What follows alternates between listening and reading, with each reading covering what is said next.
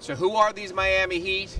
Well, the answer, after Friday's loss in New Orleans, Saturday's loss here at American Airlines Arena, they're imperfect strangers. We saw it at the end of the game against the Pelicans on Friday. Dwayne Wade dribbles out the clock in a 2-point game, hoists a three-pointer.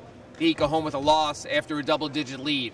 Then they come here Saturday against the Atlanta Hawks, and the Hawks go out of their way to be accommodating. Al Horford, he didn't even make the trip.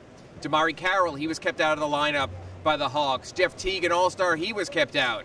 This setup is a game the Heat needed to win, a game the Heat should have won, and a game the Heat got woefully behind. In fact, beyond the 24 rebounds from Hassan Whiteside, there's not much you can find in this performance except, say, the way the Heat closed at the end, 38-point fourth quarter, made it look a lot closer than it was. But as you watch the game, as you watch the missed shots, as you saw the turnovers, it's clear now this team has no continuity.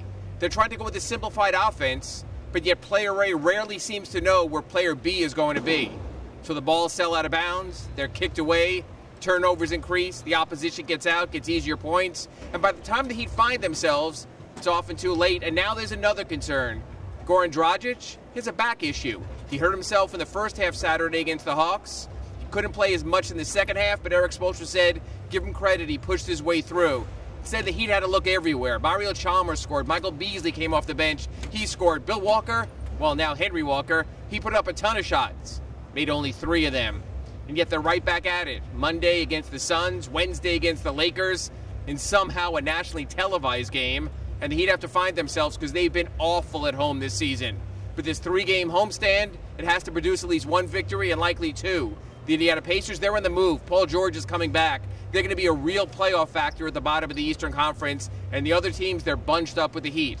Eric Spoelstra's giving the team Sunday off.